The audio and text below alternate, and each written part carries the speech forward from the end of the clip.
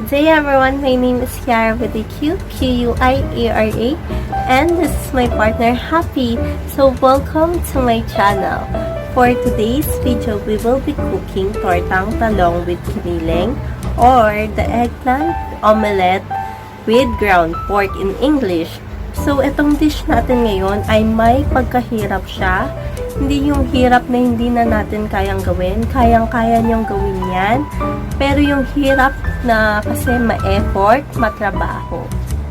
So, shout out po sa mga nanay, lola, kasambahay o asawa na nagluluto po para sa kanilang pamilya. A huge round of applause po para sa inyo.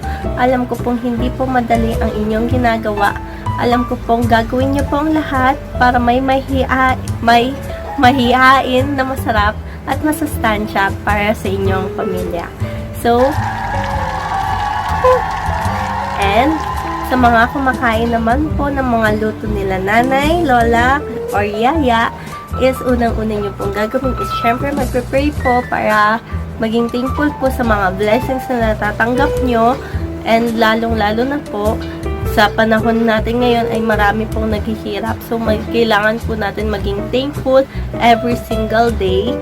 So, and pagkatapos nun ay magiging thankful po kayo sa nagluto for their effort. Kasi hindi po madali ang kanilang ginagawa. Kasi hindi naman sila nasa cooking show lang, yung nagluluto lang. Behind that scene, sila pa yung nabibili sa palengke. Sila pa yung naghahanda ng mga patahe. Sila pa yung nagluluto, naghihiwa, at naghuhugas ng pinggan.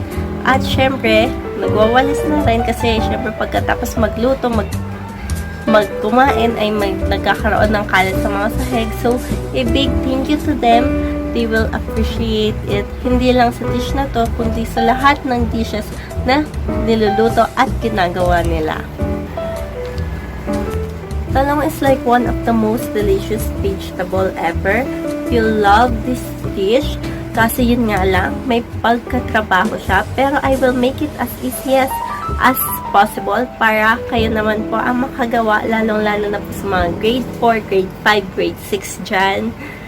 So, without further ado, let's grab that spatula and let's begin cooking!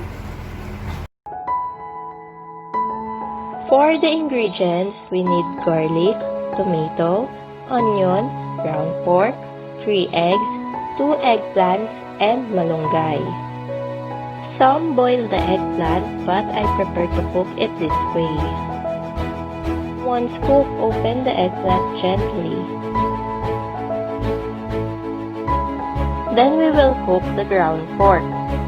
So, saute garlic. Some boil the eggplants, but as much as possible, I avoid using water kasi kapag nagprito ka nga ng may tubig, tatalsik yung mantika. Then onion.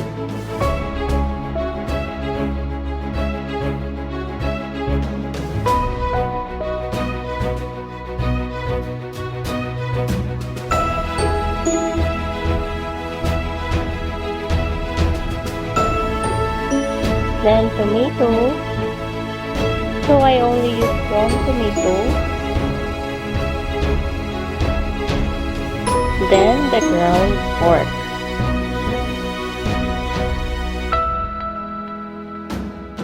Cover, then simmer.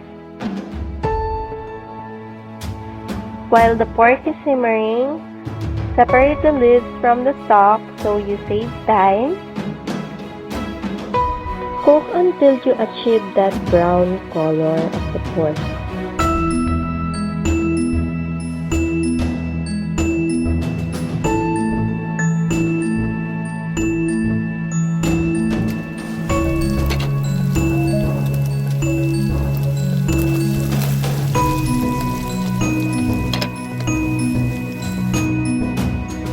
So we will combine the pork and the eggs.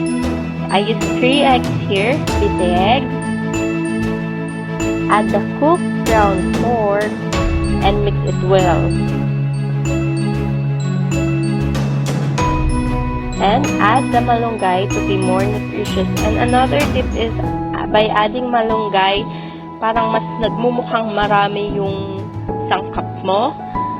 So, maganda siya kapag konti lang yung pork mo. Mas magmumukha siyang marami.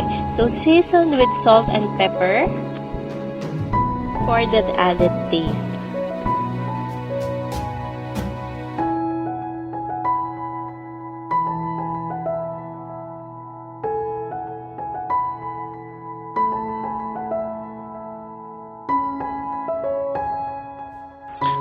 On a separate clean pan, we settled a while ago the eggplant and we will cook it already. We add cooking oil. Then, step 4, fry. I use a tablespoon para unti-unti nating ilagay yung ginawa nating mixture kanina. So, using a spoon, flatten it para mas magmukha siyang malaki and para kumapit na rin yung egg sa eggplant. And later on, maluluto na rin yung egg since luto naman na yung ground pork and cover it for a while.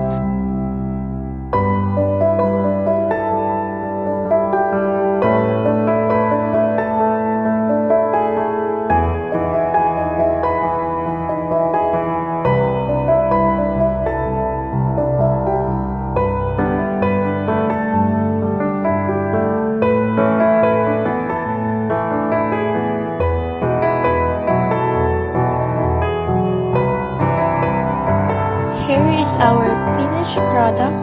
It is done and it is ready to serve. I put paper and tissue underneath kasi mamantika siya para ma-absorb yung mantika. I sprinkled some pepper on top, cheese, and ketchup, and also some oregano for added aroma. I hope you enjoyed this video. Please don't forget to like and subscribe. Welcome to my channel. So, flex ko lang sa inyo yung hikaw ko, guys. It's a blue hippopotamus and para siyang nakakagat sa earlobe ko. So, wala lang. Ang cute lang. So, ba't pag nasa camera, ang bait-bait mo? Ang bait-bait mo pag nasa camera. Kanina ginaganon mo ko. Flex ko lang, guys.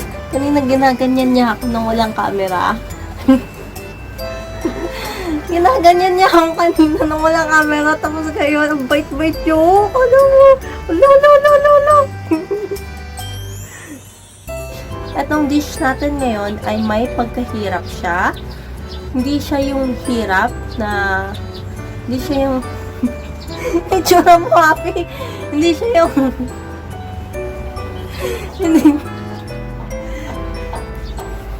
That ends my video for today. So bye. Thank you for watching and see you on my next video.